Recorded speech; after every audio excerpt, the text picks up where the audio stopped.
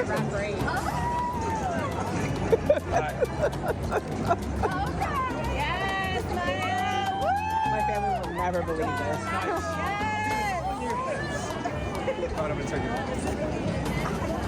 That's Maya. And if you know our family, you'll know why that moment matters. Welcome to Living in 3D Power, a space where questions matter, stories heal, and joy is our practice. Okay, before we jump into this episode, I just want to give you a little background and tell you how special this episode is. One, it's our first episode back after nearly 2 months away, or 2 months away. And, life invited our family into a season of grief, healing, and simply being together. So during that time, I needed to live my life before I could talk about it. Still figuring that out. So thank you for giving me the space to do that. So it feels really good to be back. And this episode is also special because if you've been listening for a while, you might remember the conversations with my oldest daughter, JoJo. And people still stop and talk about how funny she was, how honest she was, and how naturally she showed up. Well, today you get to meet my other daughter, Maya. She's my middle child. If you ask Maya to describe herself, she'll probably say she's nonchalant. She says that often. And honestly, that's pretty on brand for her. But I describe her a little differently.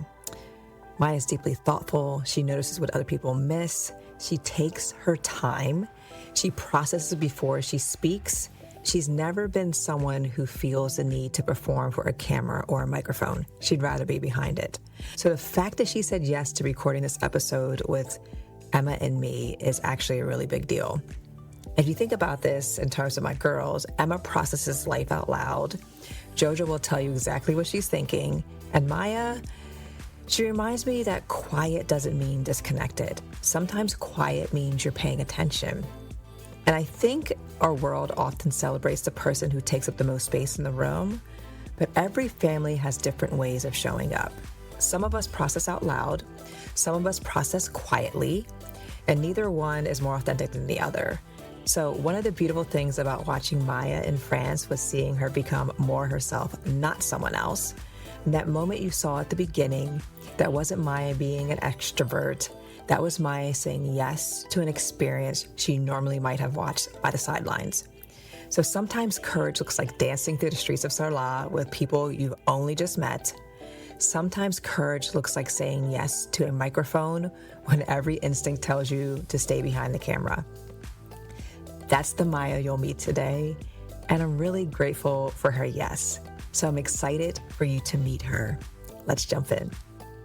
Hey, it's me, Emma. Welcome back to Living in 3D Power.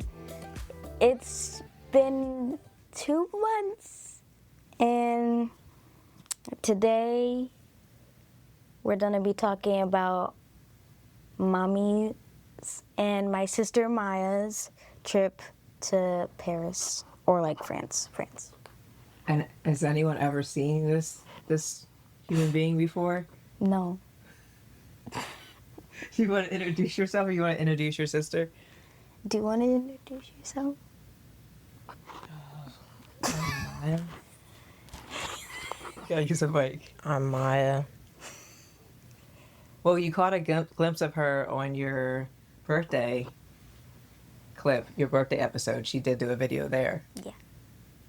Anything else you want the people to know, Maya, about you? Maya's 17. She's going into her senior year. And we went on this trip because she is in AP French. So this is part of her AP French trip. And we crossed the country. It was a whirlwind. So Emma's going to ask us, and then we're going to figure out and hear about what you also did while we were away. Okay. Rapid fire. What were you most excited about before you left? I was excited to see the Louvre.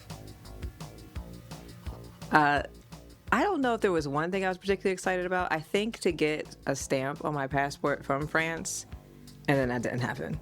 But more importantly, to actually get to spend, I thought maybe some one-on-one time with Maya, but it didn't turn out like that. But just to be around her, because we have so many kids and dogs, but it would be cool just to be around her. I know that was rapid fire, but it wasn't rapid fire. Okay.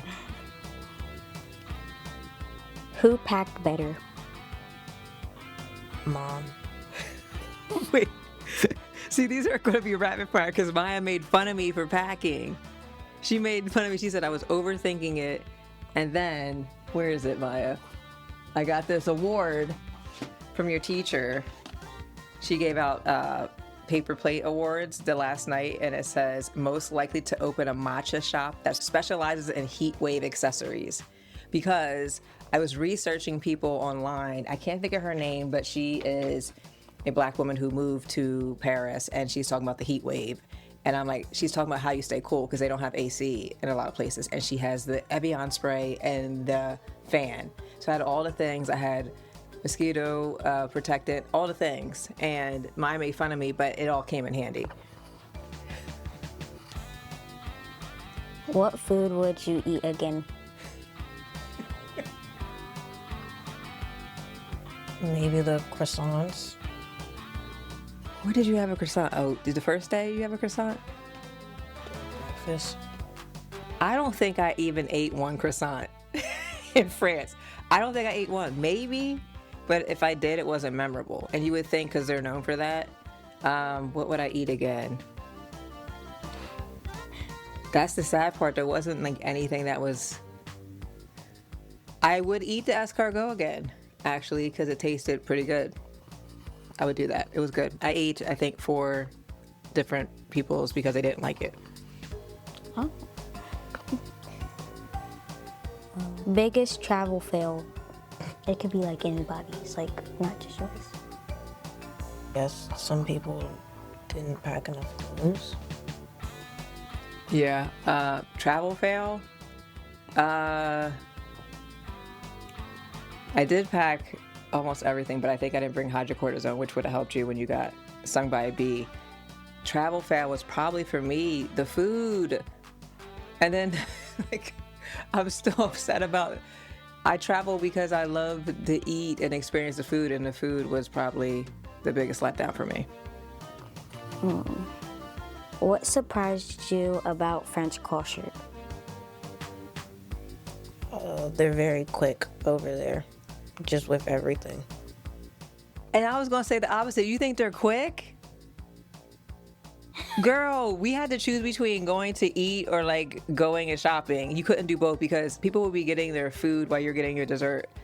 I thought that they were super, like maybe in Paris they were quick because there's metro, it's a big city, but I felt like when we got to the southern end and the more rural areas, they are just chill. They have no sense of urgency. You're going to get your food when you get your food. But what was your question again? Was that the surprise culture? Yeah. They don't use washcloths. That had me messed up. They had no washcloths. Maya and I were using hand towels. They don't use washcloths in France. I don't know what y'all use, but in this house we use, except for one person that shall remain nameless, we use washcloths. That to me was very challenging. Who took the most pictures? Mom. I had to make my reel, so if y'all haven't seen the reel, I took more videos. You might have actually took more pictures than me, but I did the video so I can get reels. What was the most beautiful place? I like Sarlat. I thought it was Sarlat. This is also, I didn't know how to say anything in French. I thought it was Sarlat, but we also agreed on that, which I was a little surprised by, but we loved that. To me, it felt like it was like Harry Potter in real life. It was beautiful. Provence was also beautiful because you can see the mountains, and we didn't see the lavender fields, but there's a lot of sunflower fields. It was beautiful. What challenged you the most? Just like being in like such a big group for like a long period of time. Yeah, I would say even if you were extroverted, that was probably hard. And in Europe, the beds are double beds or basically one single bed. So I had to room with someone every hotel. We had 4 different hotels, someone different. So that would be challenging. For me, I was going to say the lack of sleep because I thought her teacher was somewhat joking, but she only needs 4 hours of sleep a night. Ma'am, or madame, as you say in French. Like, I need 7. So that was probably challenging because we probably most nights maybe got 5 hours of sleep. And then you're 6 hours ahead, so that was challenging. What is your favorite souvenir you brought home? I brought home some nice jewelry. Yeah, I think I like these earrings I got from a local shop in Sarlat. I try to find either a pin or earrings, so I have another pair that are gold. These are actually leather, and they have my favorite color, mustard yellow. Would you do it all over again? I guess, but not in the same way. Wait, so now I'm curious, how would it be different? Maybe not as long there and not in Paris. Oh yeah, like I think people think Paris is, it's beautiful, but I think if you spent your whole time in Paris, you're missing out on all of France. I definitely would, but I would need more time. So Maya's saying it's very quick pace. I think that the tour was quick pace because we try to see so much in 9 days. And so when you visited a town or a village, you really only maybe had 90 minutes. And because they were not quick with their food service, and that's your time for lunch and to find something you really want to eat, you have to choose between eating and perusing the town. So that was challenging. I would change that. Section 2, favorite moments. If you could relive 1 hour of the trip, which would it be? I liked the first day that we were in Sarlat. Yeah, I would probably agree. You said that would be, I think because I saw her light up, it was super cool. And I sent the video to the family. And I was like, look at Maya, like dancing in the streets of Sarlat. And she was doing the cha-cha. And that was cool because we were belly laughing. They were laughing at me. Maya and George were busting out laughing at me because they were doing a line dance that we do here in America, but they did it differently. And so Maya and George kept making fun of how I was doing that turn. And George would be like, do that turn again. But then Maya joined it, and like the whole town, like we didn't speak each other's language, but everyone was doing the dance. And then next thing you know, one of the chaperones was like, Maya, do you know how to do the cha-cha? And then someone played the music, and she was doing the cha-cha in the middle of Sarlat. That was super cool.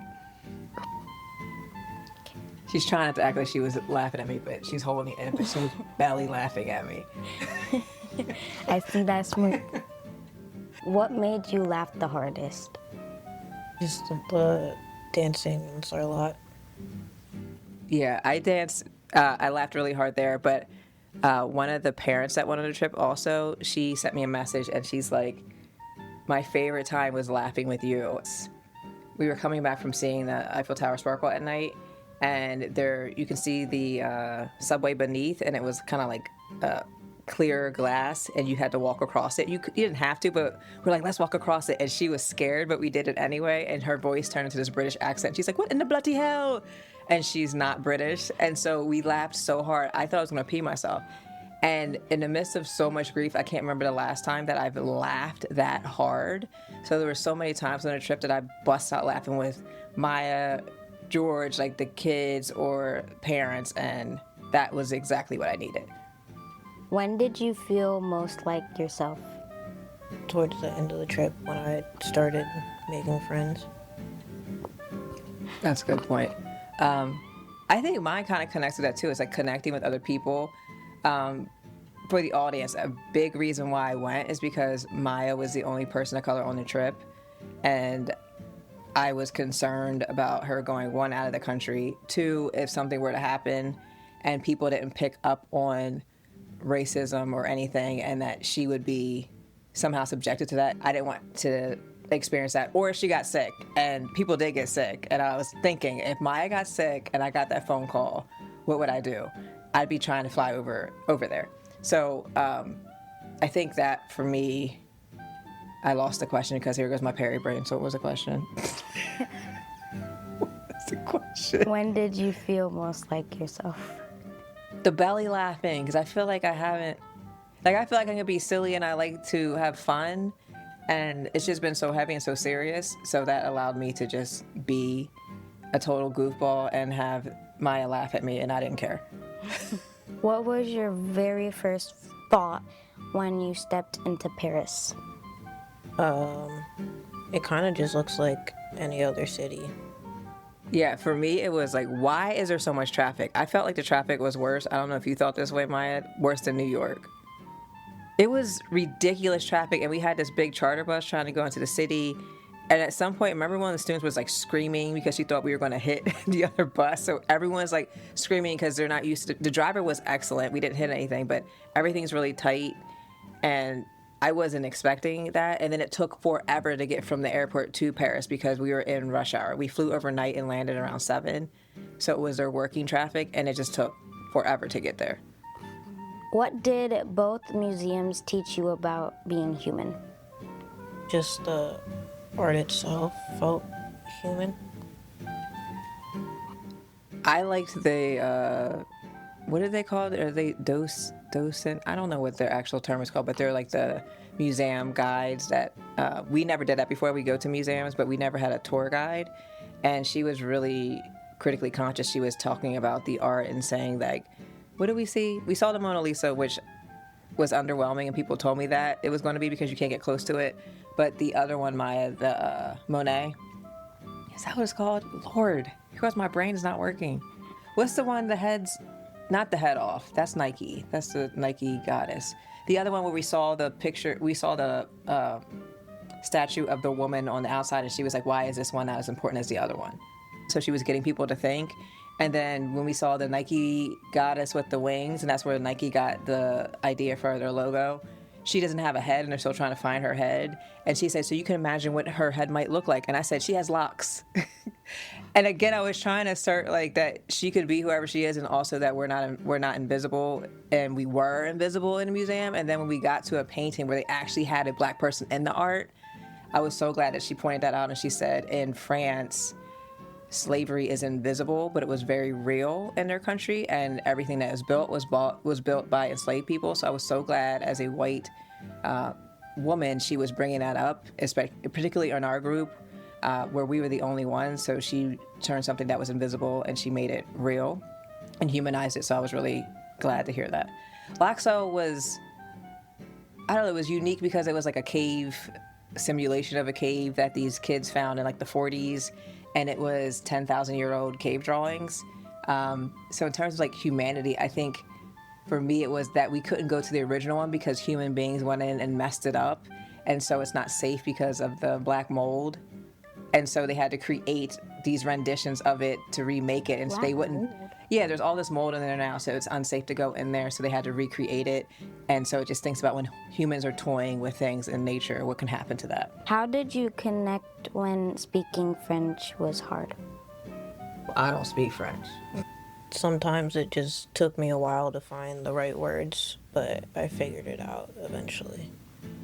I tried to have Maya be my spokesperson. And I tried to use that Google Translate app, and it did not work. And I wish I would have had Maya translate for me when I ordered on the last day in Monaco, because that messed up my whole day, because I thought I was getting like chicken parm or something, because he said, I heard Parmesan, and I ended up ordering cantaloupe and prosciutto. I was like, but I remember like the one day in the market, I was trying to get a bag for Graham, and I didn't speak his language, right? And he's just like showing me with hand gestures. Or then when I was trying to get to the beach, and I was like, what do you always say bonjour, everything is bonjour. And I was like, pardon, like, I was like, I need help getting to the beach, but I was trying to explain it and they helped me. Or some people would be like, English, like you don't speak French. So, but I think it was pretty cool to communicate with people when I didn't know the language and not have that be a problem and understand like I'm in someone else's culture. What's one thing that happened that wasn't on the itinerary? We didn't get to go to the perfume. That was like the day of disappointment, because that was the day we were going to Monaco and we were so excited to go for Coco. So where do we went? We did. Yeah, I'm trying not to laugh, but we did that freaking land train. That land train made me so mad. And someone on the trip was like, this was amazing. And I was like, I could have passed. I could have passed on the lane train. It was like a trolley that went through Monaco to show us Monaco. And you had an earpiece, like a headset. But I felt like that time I could have just walked the streets of Monaco. So to me, that was like not being able to make the perfume, which I was excited to make, and then doing the land train, which people gassed up, and it was not. I didn't like it. Yeah, that was frustrating. Section 3. Did France change you? I guess a little bit. No, you gotta say how now. Now I'm curious. It helped me like experience other cultures. Well, what about you? Like, okay, I think that might be something you might ask me because I'm curious. Okay. I'm thinking about that because the tour guide, Joe, who was awesome, ACIS tour guide, Joe Laurie, I literally cried when we left her because she was so amazing. But she said at the end of the trip, travel changes lives. And I really do feel like it because we get out of our bubble and we see the world, and we're kind of thrust into this discomfort where in order to survive, you have to depend on other people, or you just got to try something new and be okay with that. So I think it does change lives. And I think about all the people that don't have the opportunity to do that. And how do we create opportunities if they can't travel? How do we put ourselves within cultures where we're not centered? But I think it did. It helped me see Maya in a different light. It helped me see that I can connect. I'm a connector, but like connecting with other people and again, finding joy in the midst of us having the shared almost like struggle as we're navigating the Parisian and like the French heat with no AC. We survived. What did you learn about yourself? I learned that I really don't like cities. We knew that about you, though. That just solidified you thinking maybe I like a French city, and you were like, all cities suck. Maya is not a city person.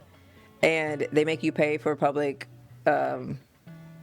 sometimes you have to pay for the public bathroom, and the public bathrooms don't have any AC. Imagine what that's like in the heat.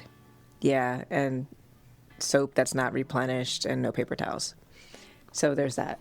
I think I learned about myself that when you're out a proximity, like from something, because there's so much heaviness here that we could go, across into another continent, and I didn't really think about the grief.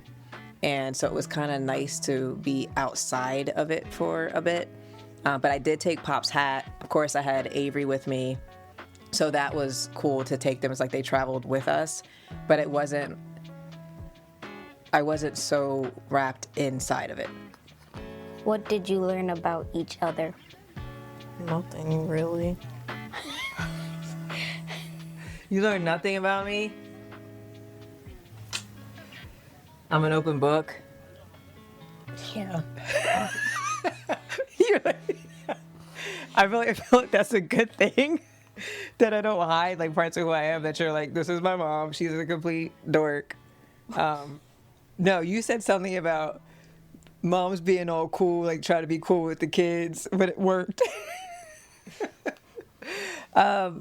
What I learned about Maya is that, I knew she could do hard things, but I think part of my other fear as being her mom was like, she's introverted, and that's okay, right? I'm extroverted. But I was worried about having to connect with so many different people, being sleep deprived, like being in a different culture, not eating foods that you necessarily like, and teenage girls and teenage boys. I thought that was a lot, but she navigated with so much grace. And when I saw the room, because I was in a single room, and I secretly was in a single room, but she does know this, in case she was like, I need to get out of this room and she could come to my room. But when I saw the rooms that she was with, like roommate the first night, remember I come in because they switched our rooms, and I was like, oh, y'all just sleeping in the same bed? It's like that here. And then we realized it was a different room because I had two beds that were pushed together, but it still didn't really give you space. So the fact that Maya wasn't like, I'm out, I think it was so good, and that she was able to navigate 4 different roommates in that short amount of time. And I'm like, oh, she's ready for college. She's going to be fine. So I think it gave me another vote of confidence that she can do it and that she can do hard things. And go through the discomfort, and then at the end, like she's saying, I could see her blossom and make new friends. So that made me feel I can breathe a little bit. She's going to be okay. What did you notice that you think Americans miss? The caps on their bottles don't come off. Someone said it's because they are really conscious of the environment. So there was a video that one of the parents sent afterwards, so I think it was on Instagram, and their caps, you know how you can just unscrew your cap for a water bottle? It just flips up. And so you're drinking it with the cap like right here. And I wanted to bring a bottle home, and then I forgot. I think it was thinking about, could I live without AC in the heat? Like, how do they conserve energy in that way? Also, I'm not saying they don't wear deodorant, but I'm saying there was a moment of reframe for me early on where I was like, my nose is very sensitive. So I'm smelling different body odors, and I'm like, this is a different culture, Amber. Like, there's no right or wrong way. It's different. And it was almost like I had to tell myself, it's interesting that to smell this sounds weird, like to smell people's body odor, but it wasn't offensive until that one night in Sarlat. Then I was like, that's a lot. But that was getting used to that difference. And then when I came home, I was not putting air on in the car when I was just driving locally. Thinking, one, to conserve energy, and two, we're on the metro and there's no AC and the window's open and the wind and the air blows. So I think for Americans and how much we use and abuse energy, and thinking about global warming, that there's something to be said about how they're being more conservative about their air that we can take into consideration. The art. We talked a lot lately about painting in Provence. Why did that matter so much? I actually brought the paintings up because we had a day in Provence. It was probably the hottest day. And I think when we talked to Madame, her teacher, she said that we were probably supposed to have a lesson, but because it was so hot, we had to just paint. So they literally took us to this beautiful open area. I don't know if that's where, I'm trying to think of his name. What was the artist's name? Is it Cezanne? Cezanne? Like, he would just go out in the fields and just paint what he saw. And then Maya later told us it's called en plein air. Did I say it right? Okay, Amber. So you just paint what you see. And for a lot of people, you want to know, like, tell me what to do, give me the steps, all the things. They literally just gave us paper plates. They put primary colors on it, and they were like, go paint. Mix the colors. Here's a cup of water, figure it out. And there was something really soothing about that. So I'll put these on the screen, but this is Maya's. And obviously you're an artist and you have studied painting, but like the fact that she took primary colors and got the colors so beautifully. And we didn't have much time. We probably had less than an hour because it was hot.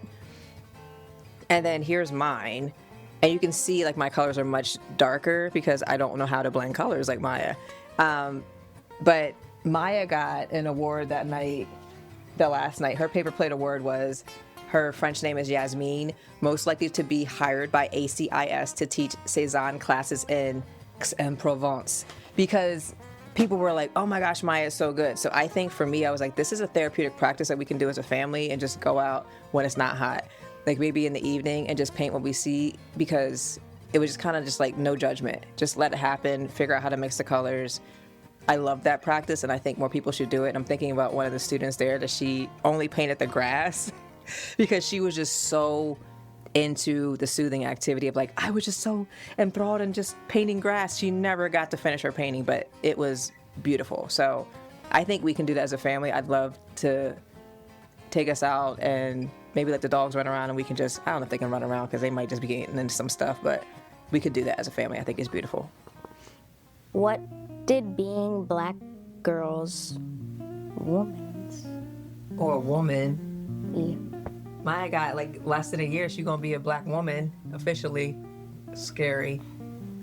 What did being black woman in France make you notice?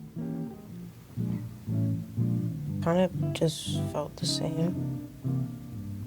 So felt the same how? Like you didn't feel Any different, like hypervisible, invisible? Just felt the same here. I guess I just wasn't focused on it. Oh, see, I was. Of course you were. Another reason why I was going, because I was like, I don't know. I figured like the city would definitely have more Black people, right? Because it's a city. I was more concerned about going to the more rural areas. But on the second day, we went on a boat ride on the Seine. It's really cool because they are just out. So you think about like the river downtown Harrisburg and people are running, but these people are just sitting on the river talking, eating, dancing. They just love to people watch. That's what they do in the evenings. And so we're getting on the boat and I see this beautiful Somalian woman and I'm just looking at her skin. I'm like, her skin is so pretty. Like it was just beautifully, deeply melanated skin. And then we get on the ship and she's like, are you African American? And I'm like, you thought I was Ethiopian? And she goes, yes. I'm like, I'm just regular Black. But I spotted her, she spotted me, so we struck up a conversation. And then we ended up taking a picture together at the end and like shared it on WhatsApp. She, like, beautiful skin, right? But I think I was spotting it. So for Maya to say it didn't feel any different, I think when I'm in spaces where it's just me, which is most of the time, like it's just us, I'm always looking for people that look like us. And so it's like, there was an episode of Blackish where the dad's teaching Junior to do the head nod when you see someone Black, like you gotta let them know, like I see you. So I was kind of doing that, or I'd be looking at what their hair looked like, and I saw some Black women there that had locks.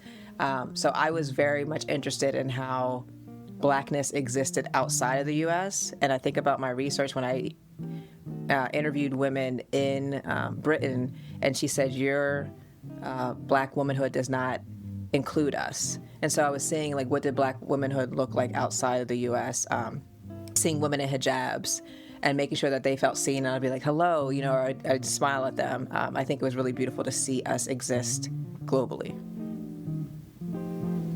But Maya's like, it wasn't no different than any day growing up in this small town because I'm always the only one. Or it's just not something that you think about. I think about it. I'm always thinking about it. So what do you think, Emma? So what did you do? Like, we did our museum tours, and then we came home and we got a third museum tour. What was that? It was my projects that I did when you guys were gone. And what did you do? It was like mix. It was kind of like arts and crafts mixed with like STEM? Yeah. Did you like it? Yes. I felt like we unlocked something with you because we created an app and you had to read the book Wonder. You forgot to do your workbook, but we're working on that. And then you had arts and crafts. So we went to Michael's, got all the arts and crafts supplies, and you had either 1 a day, 2 a day, and STEM projects. And then we came home. First day we were tired because I stayed up 22 hours so I could flip my clock back. And so the next day you dressed up. I have to show you all a video.